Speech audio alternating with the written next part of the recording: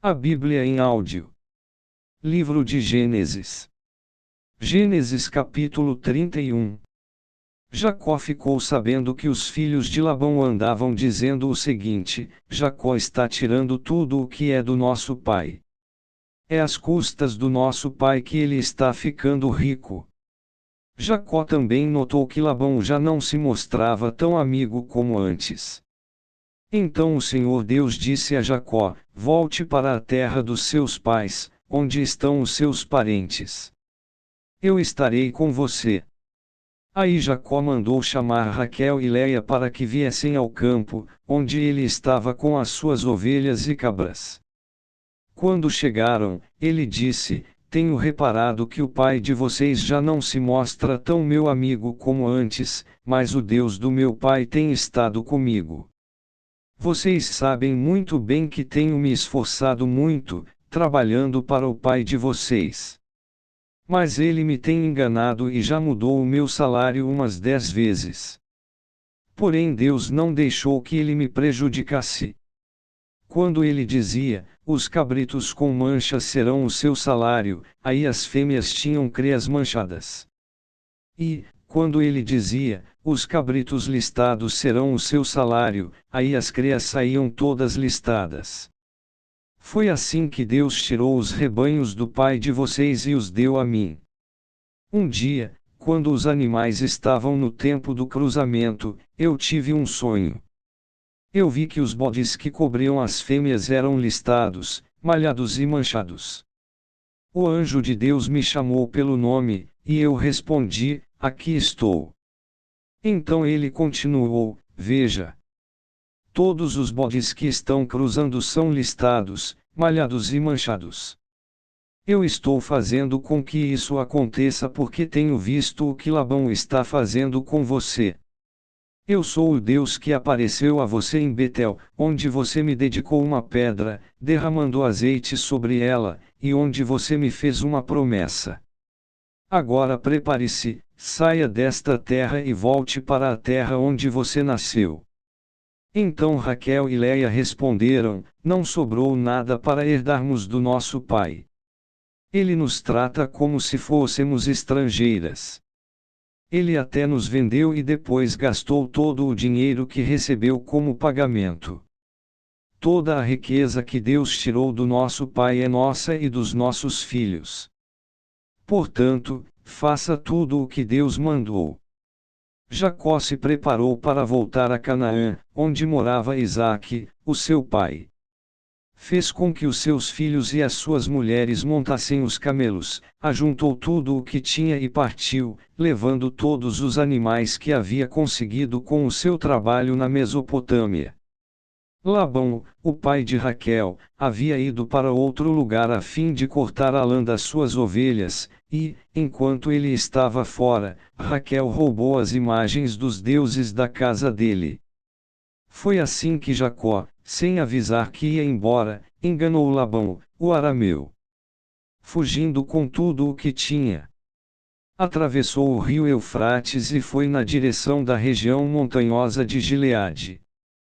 3 dias depois Labão ficou sabendo que Jacó havia fugido. Ele reuniu os seus parentes e foi atrás de Jacó. 7 dias depois, Labão alcançou Jacó na região montanhosa de Gileade. Naquela noite Deus apareceu num sonho a Labão, o arameu, e disse: cuidado! Não faça nada a Jacó. Labão alcançou Jacó na região montanhosa de Gileade, onde ele estava acampado. E Labão e os seus parentes acamparam no mesmo lugar. Aí Labão disse a Jacó: por que foi que você me enganou, levando as minhas filhas como se fossem prisioneiras de guerra? Por que você me enganou, fugindo desse jeito, sem me dizer nada? Se você tivesse falado comigo, eu teria preparado uma festa alegre de despedida, com canções acompanhadas de pandeiros e de liras. Você nem me deixou beijar os meus netos e as minhas filhas. O que você fez foi coisa de gente sem juízo. Eu poderia ter feito muito mal a vocês, mas na noite passada o Deus do seu pai me disse assim: Cuidado! Não faça nada a Jacó. Eu sei que você foi embora porque tinha saudades de casa. Mas por que foi que você roubou as imagens dos deuses da minha casa? Jacó respondeu: Eu fiquei com medo, pois pensei que o Senhor ia me tirar as suas filhas à força. Mas, se o Senhor achar as suas imagens com alguém aqui, essa pessoa será morta. Os nossos parentes são testemunhas, se o Senhor encontrar aqui qualquer coisa que seja sua, pode levar. Acontece que Jacó não sabia que Raquel havia roubado as imagens. Labão entrou na barraca de Jacó, depois na de Léia e depois na das duas escravas, porém não encontrou as suas imagens. Então foi para a barraca de Raquel. Aí ele procurou em toda parte, porém não achou nada, pois Raquel havia posto as imagens numa sela de camelo e estava sentada em cima. Ela disse ao pai: O Senhor não fique zangado comigo por eu não me levantar, mas é que estou menstruada. Foi assim que Labão procurou as suas imagens, sem as encontrar. Aí Jacó ficou zangado. Ele disse a Labão: O que foi que eu fiz de errado? Qual foi a lei que eu quebrei para o Senhor me perseguir com tanta raiva? Agora que mexeu em todas as minhas coisas, será que encontrou alguns objetos que são seus? Pois ponha esses objetos aqui, na frente dos meus parentes e dos seus, para que eles julguem qual de nós dois está com a razão. Durante os 20 anos que trabalhei para o Senhor, as suas ovelhas e as suas cabras nunca tiveram abortos, e eu não comi um só carneiro do seu rebanho. Nunca lhe trouxe os animais que as feras mataram, mas eu mesmo pagava o prejuízo. O Senhor me cobrava qualquer animal que fosse roubado de dia ou de noite. A minha vida era assim: de dia o calor me castigava, e de noite eu morria de frio. E quantas noites eu passei sem dormir. Fiquei 20 anos na sua casa. Trabalhei 14 anos para conseguir as suas 2 filhas e 6 anos para conseguir os seus animais.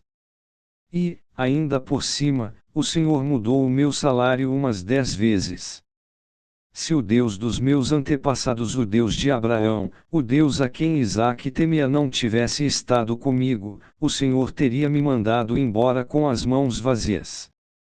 Mas Deus viu o meu sofrimento e o trabalho que tive, e ontem à noite ele resolveu a questão. Labão respondeu a Jacó assim: Estas filhas são minhas, os netos são meus, estes animais são meus, e tudo o que você está vendo é meu.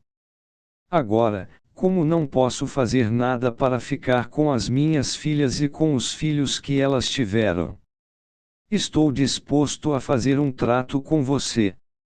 Vamos fazer aqui um montão de pedras para que lembremos desse trato. Então Jacó pegou uma pedra e a pôs de pé como se fosse um pilar. Depois disse aos seus parentes que ajuntassem e amontoassem pedras. Eles fizeram um montão de pedras e depois tomaram uma refeição ali do lado dele. Labão pôs naquele lugar o nome de Jegar-Saduta, e Jacó o chamou de Galeede. Depois Labão disse: Este montão de pedras servirá para que nós dois lembremos desse trato.